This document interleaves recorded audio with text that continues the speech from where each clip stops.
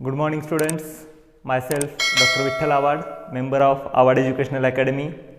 Today we are going to see important topic of biology, that is cell. Cell is defined as it is basic structural and functional fundamental unit of life. So ही cell म्हणजे structural आणि functional basic fundamental unit आहे या लाईफचं. जेवढ्या life आहेत all life are begin from single cell. सगळ्या life या एका सेलपासून तयार होतात. एका सेलपासूनच प्रत्येक लाईफची सुरुवात होते आणि प्रत्येक लाईफमध्ये या सेल असतात. ओके, युनिसेल्युलर ऑर्गॅनिझम असेल तर त्याच्यामध्ये एकच सेल असते आणि मल्टीसेल्युलर ऑर्गॅनिझम असतील तर त्याच्यामध्ये खूप साऱ्या सेल्स असतात. पण शेवटी सगळं येऊन थांबतं त्या सेलवरती, कारण हे सगळे लिव्हिंग ऑर्गॅनिझम कशाने बनलेले आहेत? सेलपासून बनलेले आहेत. मग जर आपल्याला बायोलॉजी शिकायची म्हटलात तर सेल माहीत असणं गरजेचं आहे. जर तुम्हाला सेल समजली तर पूर्ण बायोलॉजी शिकायला किंवा समजायला सोपी जाते. म्हणून आपण पहिला चॅप्टर आज इथं शिकणार आहोत, त्याचं नाव आहे cell. So students, today will discuss our new topic, that is cell. सेललाच मराठीतनं पेशी असं म्हणतात. तर बघा, या सेलची डेफिनेशन खूप सिंपल आहे. Cell is defined as structural and functional basic fundamental unit of life. What is cell? Cell is defined as it is structural and functional basic fundamental unit of life. खूप सोपी आणि साधी definition आहे.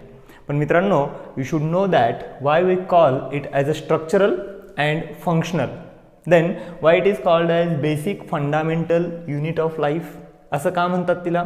So will see that structural means cell is having specific structure. सेलला specific structure आहे म्हणून सेलला काय म्हटलं जातं? स्ट्रक्चरल. आणि हीच सेल एखाद्या ऑर्गॅनिझमला स्ट्रक्चर प्रोव्हाइड करते. So we call it as a structural. Now will see how cell is having structure. तर तुमच्या लक्षात येईल, जर आपण प्लांट सेल काढली तर ती एका स्पेसिफिक सेल वॉलमध्ये, सेल वॉल असलेली सेल तुम्ही काढता है ना, आणि याला नाव देता plant cell, right. So this is the structure of plant cell. आणि या सेलला प्लांट सेल का म्हणतो आपण? कारण याला एक स्पेसिफिक स्ट्रक्चर आहे आणि सेल वॉल असल्या कारणानं आपण याला प्लांट सेल म्हणतो. मग अशी सेल समोर आली, असं स्ट्रक्चर समोर आलं की आपण त्याला नॉमेनक्लेचर करतो प्लांट सेल. म्हणजेच सेलला काय आहे? स्पेसिफिक स्ट्रक्चर आहे. आता आणखीन एखादी सेल आपण काढूयात. तर आपण ही मसल सेल्स जर दाखवल्या तुम्ही तर त्या अशा पद्धतीच्या असतात. So these are smooth muscle cells, आहे की नाही? म्हणजेच या सेलला काय आहे? स्पेसिफिक स्ट्रक्चर आहे. सो अशा पद्धतीनं तुम्ही या सेल्स काढू शकता. म्हणजेच cell is having specific structure. आणखीन एखादं एक्झाम्पल आपण बघूयात. ती बघा, न्यूरॉन सेल. ही न्यूरॉन सेल तुम्ही खूपदा काढलेली असेल.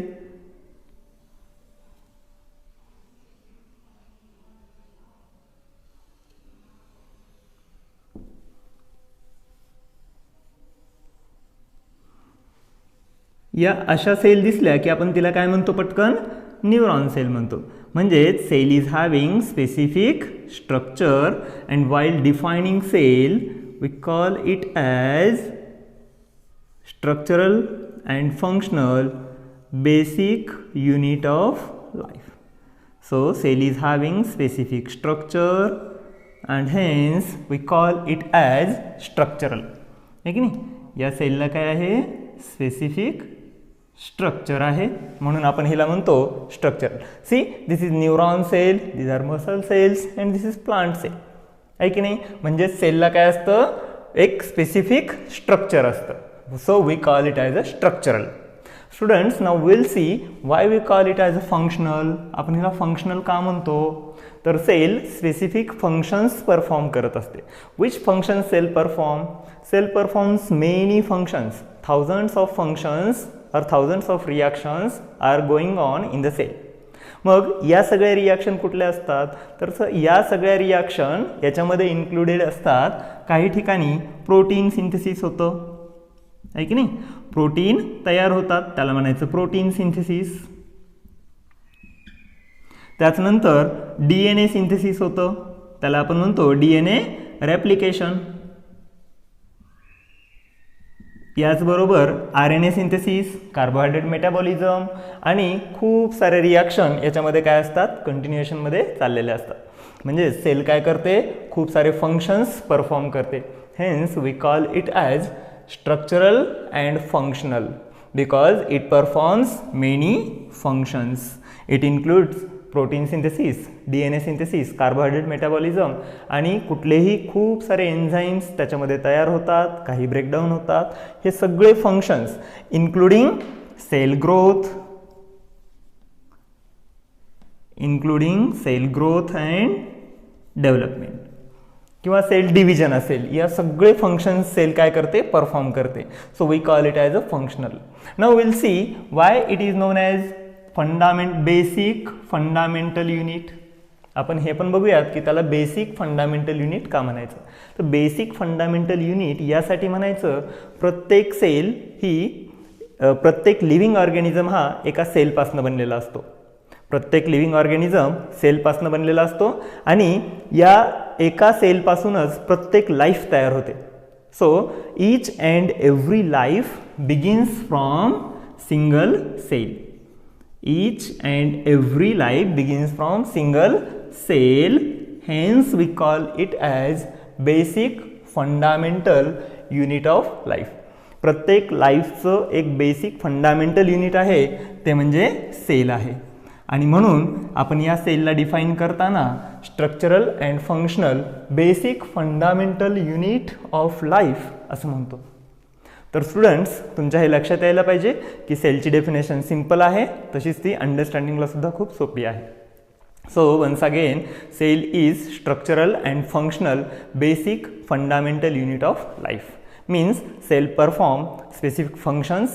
Sale is having particular shape and cell provides shape to the organism and each and every life begins from single sale.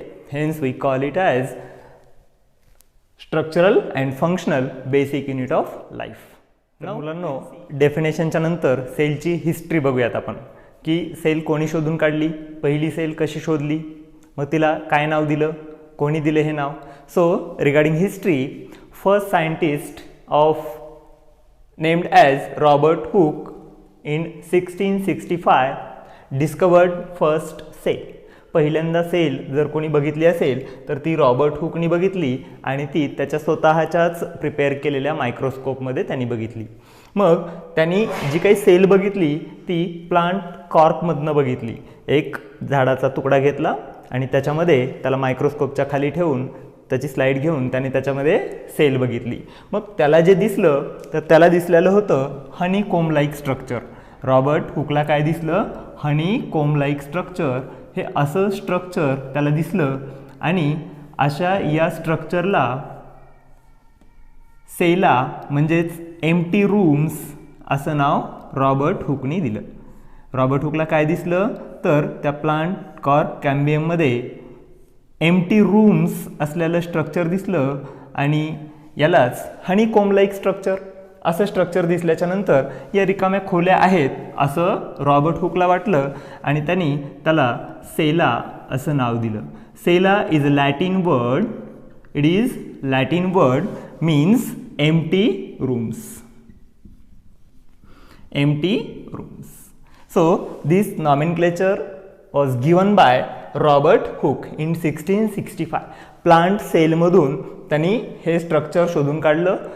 त्याला या ज्या दिसल्या त्या काय होत्या, सेल वॉल होत्या आणि हे असं स्ट्रक्चर आणि नाव सेलला डिफाईन झालं. त्याला सेला असं म्हटलं. सेला मीन्स एम्प्टी रूम्स. आता या रॉबर्ट हुकनी जो मायक्रोस्कोप बनवला होता तो त्याचा self made. After Robert Hooke, Anton van Leeuwenhoek in 1674. बघा, 1674 मध्ये रॉबर्ट हुकच्या नंतर अँटॉन व्हॅन लिव्हॅनहुकनी काय केलं, दुसरी सेल डिफाईन केली, दुसरी सेल ऑब्झर्व केली आणि ती सेल होती लिव्हिंग सेल. मग या अँटॉन व्हॅन लिव्हॅनहुकनी बाजारातनं मायक्रोस्कोप विकत आणला आणि त्याच्यामध्ये त्यांनी बघितलं की खूप साऱ्या सेल्स असतात. ब्लडमध्ये सुद्धा सेल्स असतात ज्याला आपण RBC म्हणतो. स्पर्मसुद्धा सेलच आहेत, त्यासुद्धा कोणी डिफाईन केल्या, कोणी आयडेंटिफाय केल्या, तर अँटॉन व्हॅन लिवॅनहुकनी आयडेंटिफाय केल्या. मग ही पहिली लिव्हिंग सेल बघण्याचं श्रेय कोणाला जातं, तर ते जातं अँटॉन व्हॅन लिवॅनहुक. मग अँटॉन व्हॅन लिवॅनहुकनी खूप साऱ्या सेल्स काय केल्या, फाइंड आउट केल्या, लाईक RBC, त्याच्यानंतर प्रोटिस्ट, त्याच्यानंतर WBCs आणि अशा असंख्य सेल्स, स्पर्म सेल्स, अशा खूप साऱ्या सेल्स त्यांनी फाइंड आउट केल्या. त्याच्यानंतर अँटॉन व्हॅन लिवॅनहुकला जे काही लिव्हिंग सेल्स दिसल्या आणि त्या सेल्स एम्प्टी रूम्स नसून, ज्या सेल्स रॉबर्ट हुक आणि अँटॉन व्हॅन लिवॅनहुकनी शोधून काढल्या, या सेल्स फक्त एम्प्टी रूम्स नसून त्याच्या आतमध्ये काहीतरी स्ट्रक्चर आहे असं कोणी सांगितलं, तर 1831 मध्ये रॉबर्ट ब्राउननी सांगितलं. What Robert Brown told? Robert Brown told that inside the cell centrally placed dark circle is there and this circle is nomenclatured as nucleus. याच स्ट्रक्चरला त्यांनी काय नाव दिलं, न्यूक्लियस. मग या एम्प्टी खोल्या नसून त्याच्या आतमध्ये काहीतरी घटक आहेत, ही सगळी डिस्कव्हरीची सुरुवात झाली.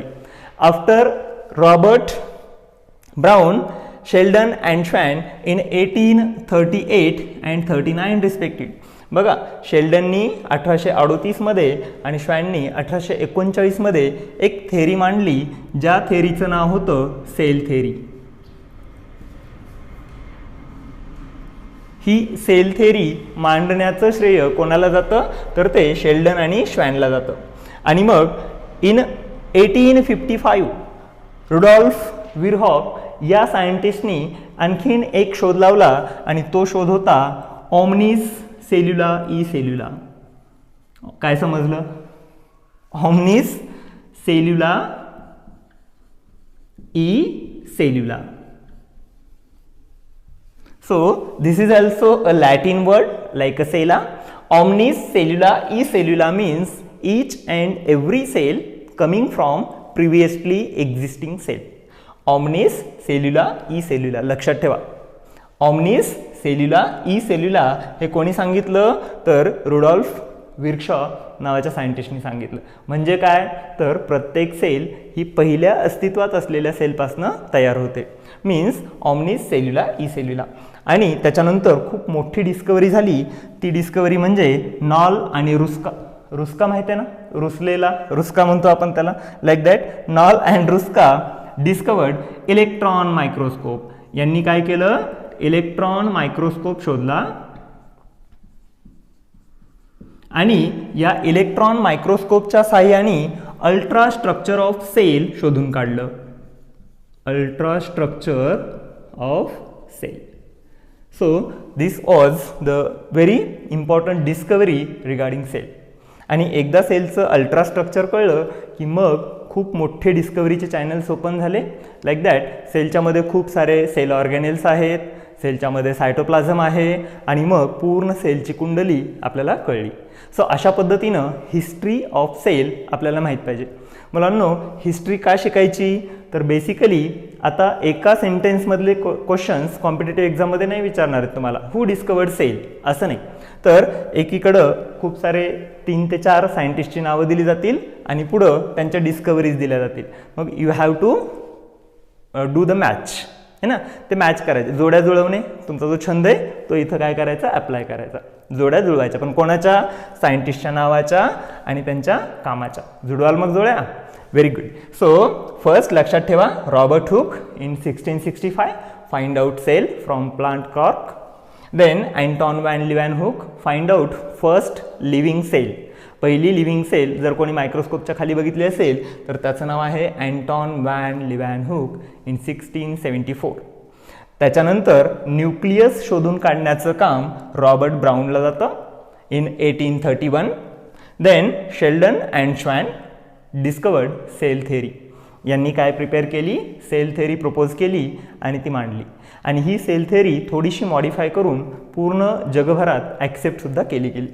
फर्दर रुडॉल्फ विरहॉक नावाच्या सायंटिस्टनी 1855 मध्ये आणखीन त्या सेल थेरीला थोडंसं मॉडिफाय केलं आणि असं सांगितलं की ओमनिस सेल्युला ई सेल्युला म्हणजेच प्रत्येक सेल पहिल्या असलेल्या सेलपासून काय होते, जन्म घेते, अस्तित्वात येते. Means each and every cell coming from previously existing cell. and finally Knoll and Ruska या दोघांनी इलेक्ट्रॉन मायक्रोस्कोपचा शोध लावला आणि इलेक्ट्रॉन मायक्रोस्कोपचा शोध लावून ultra structure of cell find out केलं. So this is history of cell discovery. Students, now will see cell theory. Cell या धड्यातला हा एक महत्त्वाचा पार्ट आहे, सेल थेरी. तर ही cell theory as I told you was proposed by Schleiden and Schwann. Schleiden आणि श्वॅन नावाच्या सायंटिस्टनी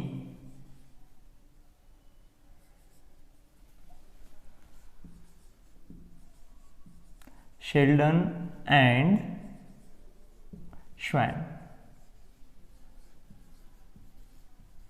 शेल्डन आणि श्वॅन नावाच्या सायंटिस्टनी रिस्पेक्टिव्हली 1838 आणि 1839 मध्ये प्रपोज केली.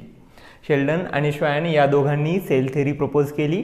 मग सेल थेरी काय सांगते, तर सेल थेरी हे सांगते की each and every living organism is composed with cell. Each and every living organism is composed with cell. प्रत्येक लिव्हिंग ऑर्गॅनिझम हा कशाने, सेलनी बनलेला आहे. त्याच्यानंतर each and every cell arise from previously existing cell. बघा, each and every cell arise from previously existing cell. म्हणजेच काय, तर पहिल्या अस्तित्वात असलेल्या सेलपासनं दुसऱ्या सेल्स तयार होतात. म्हणजेच सेल तयार होण्याची प्रोसेस ही जी आहे ती अगोदरच्या सेलपासनं नवीन सेल तयार होण्याची आहे. म्हणजे सेल कुठून अशा अचानक येत नाही आहेत, तर सेल अगोदर तयार असती, त्या सेलपासून नवीन सेल तयार होते, ज्याला आपण सेल डिव्हिजन म्हणतो. सो हे कोणी सांगितलं बरं, हे सांगितलं रुडॉल्फ विरहॉक नावाच्या सायंटिस्टनी 1855 मध्ये, जे मी तुम्हाला अगोदर सांगितले. त्यांनी काय सांगितलं, ओमनिस सेल्युला ई सेल्युला, म्हणजेच अगदी अगोदर असलेल्या अस्तित्वात असलेल्या सेलपासनं नवीन सेल तयार होणं. सो सेल थेरी आणखीन काय सांगते, तर सेल थेरी सांगते की all cell contents genetic material. सगळ्या सेल्समध्ये काय आहे, जेनेटिक मटेरियल आहे, दॅट इज DNA और RNA. Then all cells are having similar chemical composition and metabolic processes. सगळ्या सेल्समध्ये सारख्याच पद्धतीचं काय असतं, केमिकल कंपोजिशन असतं. म्हणजे प्रोटीन्स असतात, कार्बोहायड्रेट्स असतात, लिपिड्स असतात, फॅट्स असतात किंवा जेनेटिक मटेरियल असतात, ज्याला आपण न्यूक्लिक ॲसिड्स म्हणतो. या सगळ्या गोष्टी सगळ्या सेल्समधल्या काय असतात, सारख्या असतात. म्हणजेच सगळ्या सेल्स या सेम केमिकल कंपोजिशननी बनलेल्या असतात. आणि cell is structural and functional unit of life. Cell काय आहे, स्ट्रक्चरल आणि फंक्शनल युनिट ऑफ लाईफ आहे, जसं आपण सेलला डिफाईन केलं होतं. आता इथं दोन गोष्टी लक्षात ठेवायला हव्यात की पहिली गोष्ट, सेल बघा, each and every living organism is composed with cell. प्रत्येक लिव्हिंग ऑर्गॅनिझम जो आहे तो सेलनी बनलेला आहे. मग याच्यामध्ये एक एक्सेप्शन येतं, ज्याला आपण लिव्हिंग आणि नॉन लिव्हिंग दोन्हीमध्ये जागा नाही देऊ शकत, तो म्हणजे व्हायरस. इथं लक्षात ठेवा, व्हायरस हा व्हायरस म्हणजे 3 इडियट मधला नव्हे, Veeru Sahasrabuddhe. This is real virus, okay, जो हार्मफुल आहे, लाईक कोरोना, राईट. तर हा व्हायरस जो आहे की नाही, तो हा लिव्हिंग नाही आहे आणि डेडही नाही आहे. कारण का, तर याला काय नाही आहे, सेल नाही आहे, हा असेल्युलर आहे. कळतंय. So virus is acellular, hence it is not classified in a living organisms. आणि आणखीन एक गोष्ट लक्षात घ्या, living organisms are composed with cell and cell products. आणि सेलचे प्रोडक्ट यांनी बनलेले असतात. म्हणजे आपण जे काही आहोत ते काय आहेत, आता माझी बॉडी बघा, आपल्या बॉडीमध्ये काय आहेत, सगळ्या सेल्स आहेत आणि या सेल्सचे काही प्रोडक्ट आहेत, लाईक बोन तयार करणाऱ्याही सेल्स असतात आणि त्यांचे प्रोडक्ट्स किंवा कार्टिलेज. तर आपण जे काही आहोत, आपण जे काही बनतो किंवा प्रत्येक सजीव जो काही बनलेला आहे तो सेल आणि सेलचे प्रोडक्ट यांनीच बनलेला आहे. सो म्हणून लक्षात ठेवा, शेल्डन आणि श्वॅन या दोघा सायंटिस्टनी सेल थेरी मांडली. सेल थेरी काय सांगते, each and every living organism is composed with cell and cell product. Okay, virus is exception, कारण त्याला सेल नाही आहे, तो असेल्युलर आहे.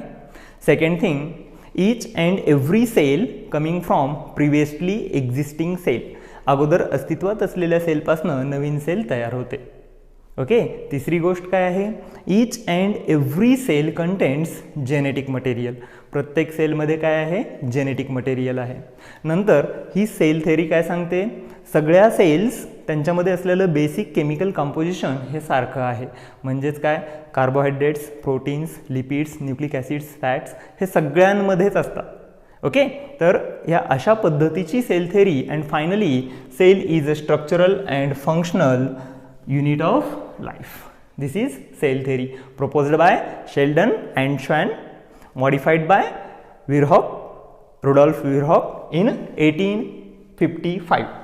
तर 1855 या सेल थेअरीचं मॉडिफिकेशन इयर आहे. सो अशा पद्धतीनं आपल्याला सेल थेअरी सांगता येईल. Students, now will C unicellular and multicellular organisms. मग बघा, ऑर्गॅनिझम्स जसं मी तुम्हाला सांगितलं, सेल्सपासून सगळे ऑर्गॅनिझम्स बनलेले असतात. मग प्रत्येक ऑर्गॅनिझममधला सेल नंबर हा व्हॅरी असतो. ओके. जर आपण एखादं छोटं मूल घेतलं तर त्याच्यामधल्या सेल्स काय आहेत? कमी आहेत. मग त्या मुलाची ग्रोथ होतीये है ना. जन्मल्याच्या नंतर त्याचं वजन 3 किलो असतं साधारणतः. मग 3 किलो त्याच्या पुढच्या महिन्यात 3.5 किलो होतं. म्हणजे अर्धा किलो वाढतंय. तर काय वाढतं अर्धा किलो? तर cell number is going to increase, not a cell size. त्याच्या सेलची साईज नाही वाढत, तर त्याच्या सेलचा नंबर वाढतो. मग त्याच्या पुढच्या महिन्यात किंवा त्याच्या पुढच्या महिन्यात ते 5 किलोचं होतं. म्हणजेच 2 किलो त्याच्यातल्या काय वाढल्यात? सेल्स वाढल्यात. म्हणजे सेलचा नंबर इन्क्रीज झालाय. आणि मग जर आपण हत्ती कन्सिडर केला तर त्याच्यामध्ये सेल नंबर जास्त आहे, सेल साईज नाही आहे. सेलची साईज तीच असते जी जनरल आहे. मग इथं cell number is going to be increase. आणि सेल नंबर इन्क्रीज झाल्यावरती त्या ऑर्गॅनिझमचं काय होतं? शेप चेंज होतो. So here we have to see unicellular and multicellular organisms. मग काही ऑर्गॅनिझम्स एकाच पेशीपासून बनलेले असतात आणि एकाच पेशीमध्ये त्यांचं पूर्ण लाईफ संपून जातं. For example bacteria. आता बॅक्टेरिया माहिती आहे तुम्हाला सगळ्यांना. So it is prokaryotic microorganism. आता मी तुम्हाला पुढच्या लेक्चरमध्ये ते सांगणारच आहे. सेल शिकताना प्रो आणि युकॅरियोटिक सेल बघायचे आहेत. आता फक्त लक्षात ठेवा, bacteria is a prokaryotic micro organism.